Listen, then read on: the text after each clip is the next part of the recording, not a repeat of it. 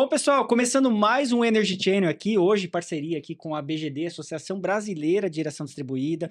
Hoje eu recebo aqui o José da Costa, presidente do Conselho Administrativo da BGD e sócio da D3 Energia, é isso? Isso mesmo. Bom, mais uma vez, José, muito obrigado por ter vindo. Tá? O prazer é meu, eu que Você agradeço a fica em que oportunidade. cidade? Você fica em Belo Horizonte. Belo Horizonte. Belo Horizonte, é. Legal, daqui a pouquinho tá indo embora para lá. É isso aí. Nós tivemos uma reunião do Conselho Deliberativo.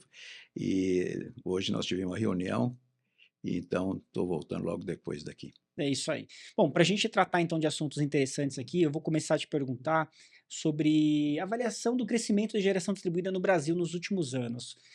Você tem uma visão estratégica do mercado, você pode trazer e compartilhar a sua visão com a gente. Olha, o crescimento da geração distribuída no Brasil é um exemplo para o mundo, né? Você vê que há pouco tempo atrás nós praticamente não tínhamos nada, hoje já temos 30 gigawatts, que é um Vários número. estados já bateram mais de 1 giga. Vários estados já bateram mais de 1 giga. Então, são poucos, por exemplo, poucos países na América do Sul, por exemplo, que têm essa capacidade instalada com todas as fontes. O Brasil tem cerca de 200 gigawatts, aí, um pouco mais, de todas as fontes de geração, e tendo atingido só a geração distribuída de 30, é um marco muito importante. Perto do que o mundo precisa para fazer a transição energética, você considera que o Brasil está fazendo bem a lição de casa? O Brasil, ele tem uma das matrizes elétricas mais limpas do mundo, mais seguras, né? Em termos assim de suprimento de energia. Agora, quando você pega a matriz energética como um todo, o Brasil tem uma boa posição, mas no lugar de ter quase 100% como você tem na parte elétrica, é um pouco menos de 50% de geração limpa. Então, para você atingir a meta mundial, que é chegar em 2050 com descarbonização zero, você tem que retirar todas as fontes, como óleo, carvão, que representa uma parcela muito importante, muito grande, dessa matriz energética. Então, muita coisa que hoje são matrizes, são fontes que não usam eletricidade, vão ter que usar eletricidade. Uhum. A eletricidade no mundo representa 20% da energia total, vai ter que passar para 50%. É um crescimento muito grande. E esse crescimento vai ser feito muito com fontes como solares, eólicas, essa parte limpa, né? Então, o papel que a solar e dentro disso a geração distribuída vai ter é muito importante, não só no Brasil, mas no mundo inteiro. E a gente fala quando a gente olha para os desafios, né? O Brasil e o mundo. O Brasil, como que você enxerga os principais desafios hoje quando a gente fala em geração distribuída? O que a gente vai enfrentar? Olha, a geração distribuída hoje, que é praticamente baseada em solar e alguma coisa em eólica, pequenas centrais hidrelétricas, ela tem uma característica que a produção ela não é hoje ainda usada com um armazenamento de energia. Então, ela é volátil, quer dizer, muitas vezes ela entra num certo horário muito intensamente e sai depois muito intensamente. Então, isso cria alguns problemas aí na operação do sistema. Mas eu vejo um casamento perfeito com a tecnologia, é quando a gente agrega a geração solar com armazenamento de energia, no caso específico aí, mais com baterias. Então, esse caso vai resolver esses principais problemas e eu tenho a impressão que, com isso, a geração distribuída vai ter cada vez mais importante nesse objetivo global, que é ter a emissão de carbono zero até 2050.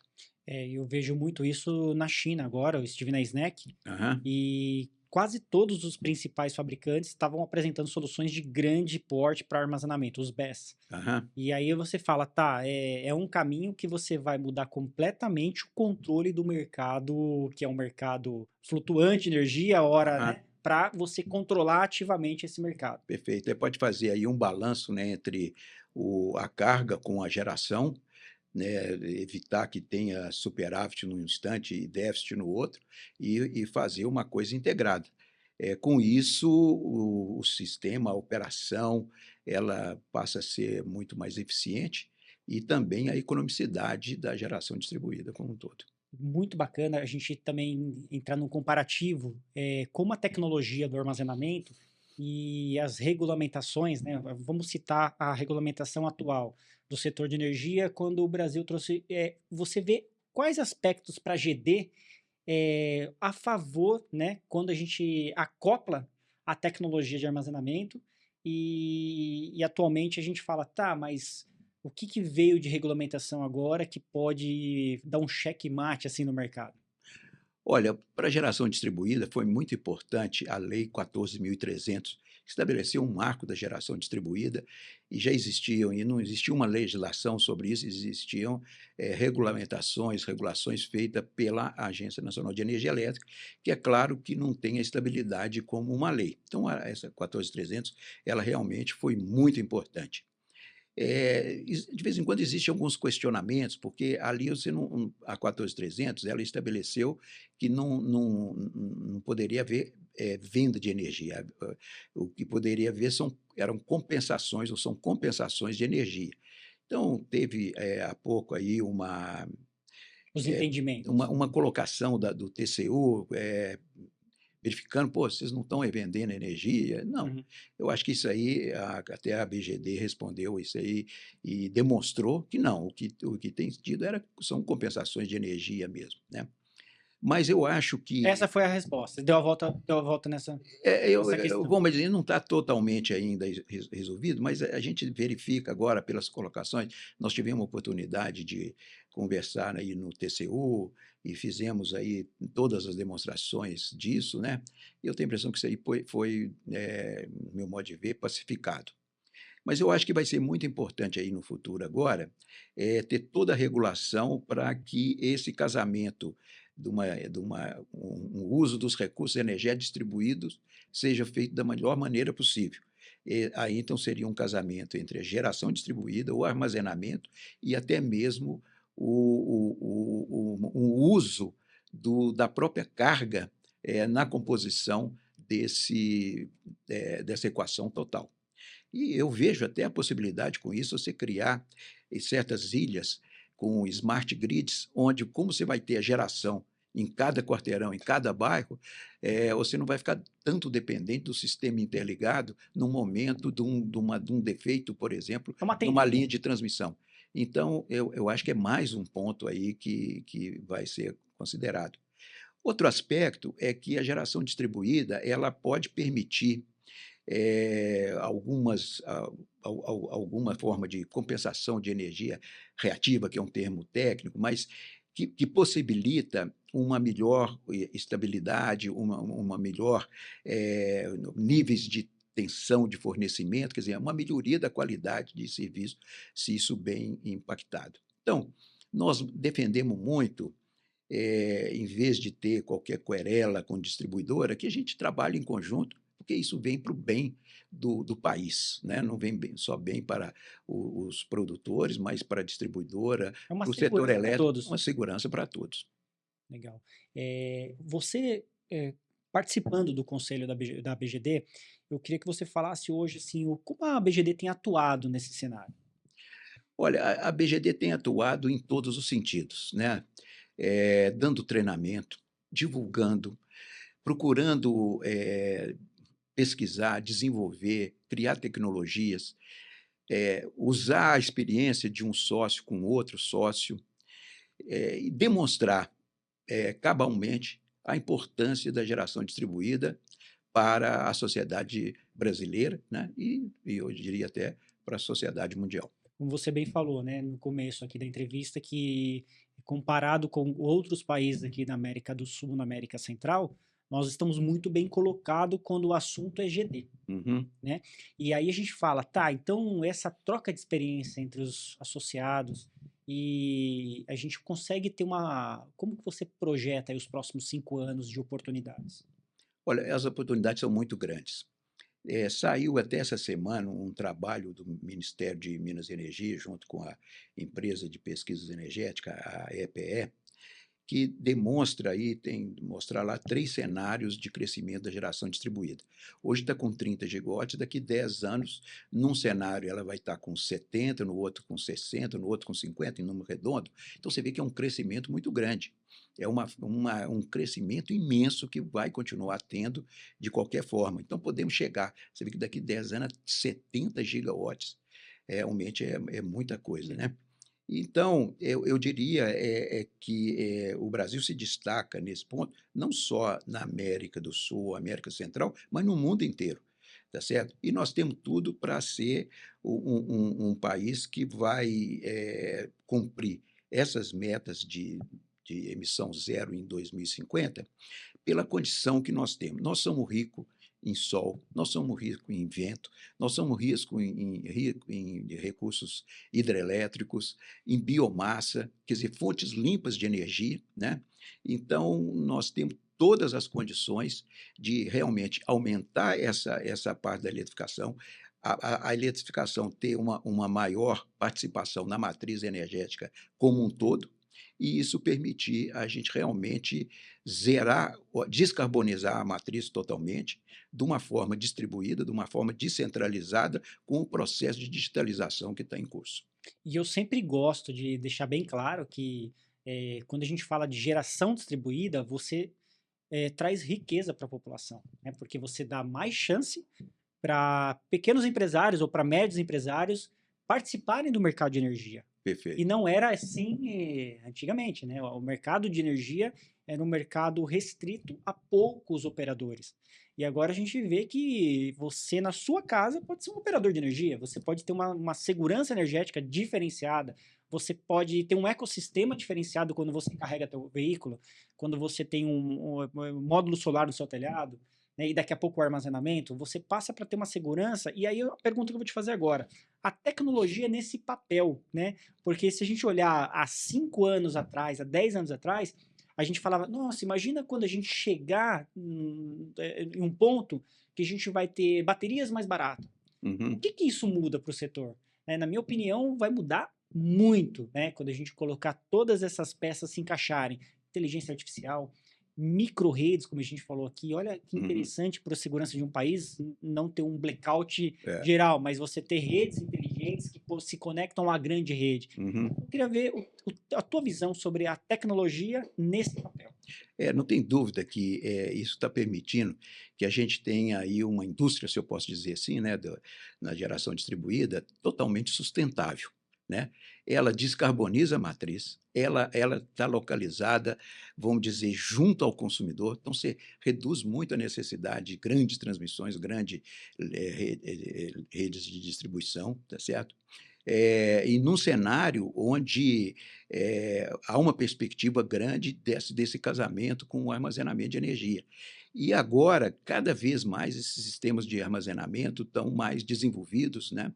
Então, a própria eficiência dos painéis, etc., né? Cada vez mais desenvolvida. Você pode observar que, no fundo, quase todas as fontes de energia, elas provêm do sol. Sim. Você vê, a hidrelétrica, no fundo, é o sol que bate na água, reservatório, aquilo lá gera vapor, o vapor vem, né? É. A biomassa, é a fotossíntese, né? A vida vem do sol. A eólica, né? Exato. Diferentes formas ali de temperatura para você ter o vento, não sei o quê. Então, isso tudo depende do sol.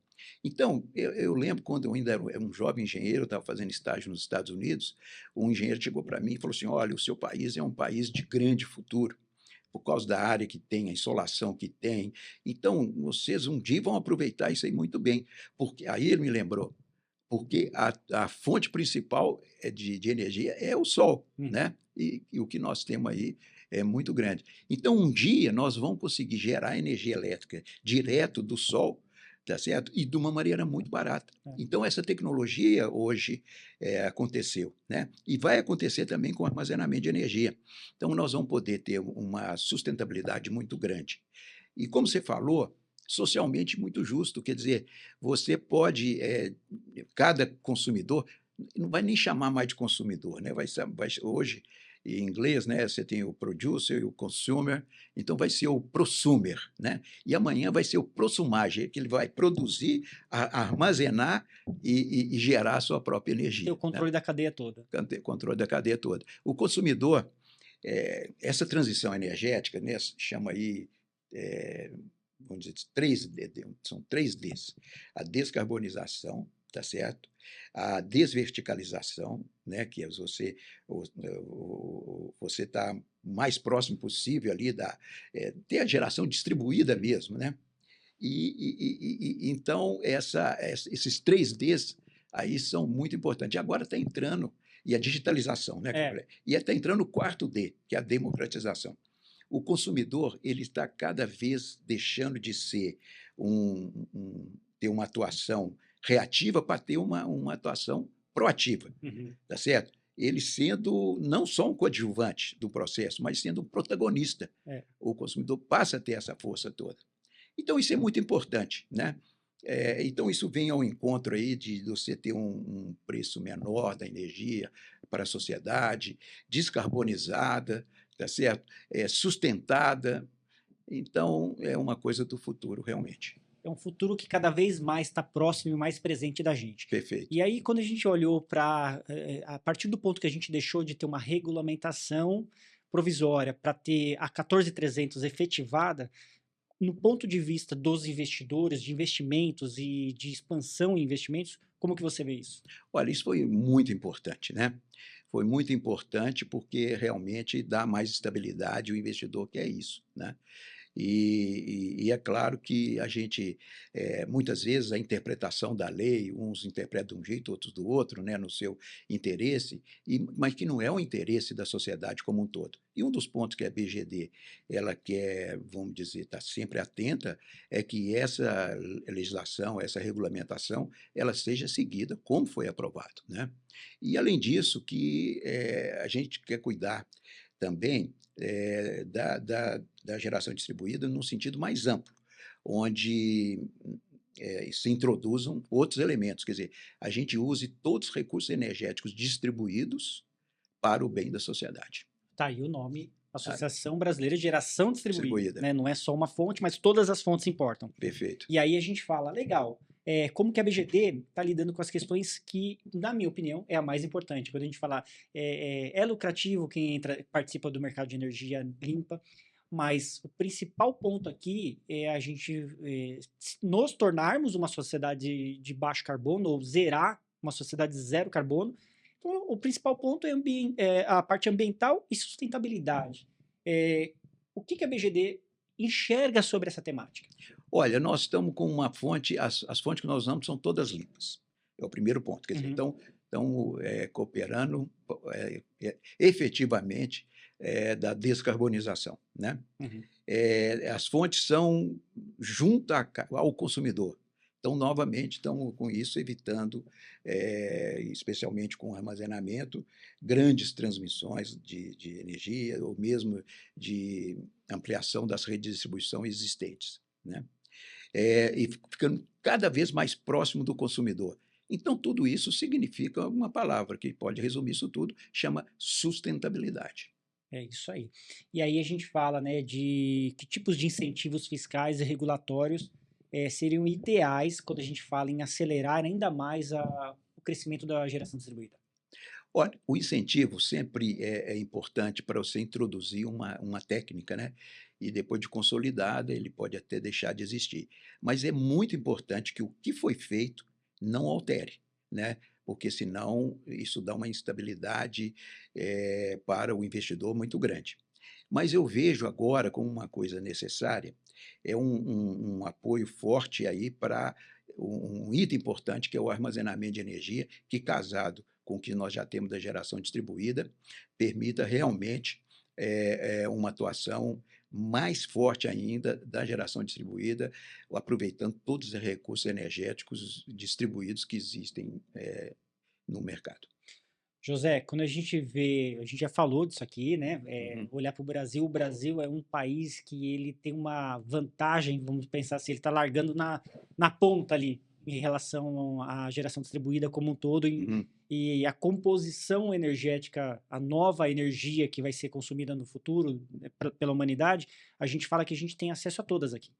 E aí, na sua visão, como o Brasil pode liderar ainda mais essa questão? O que você acha? Olha, eu acho que o Brasil pode ser um exportador de energia, né?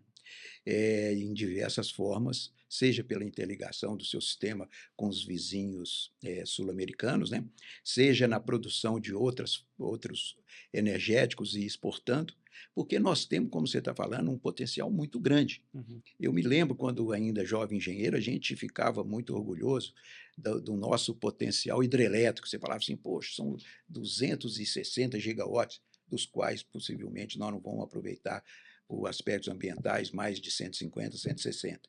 Mas hoje, quando a gente vai comentar sobre o nosso potencial, de energia solar, de energia eólica, a gente muda até a unidade. Em vez de falar de gigawatts, nós vamos falar de terawatts, Uhum. né.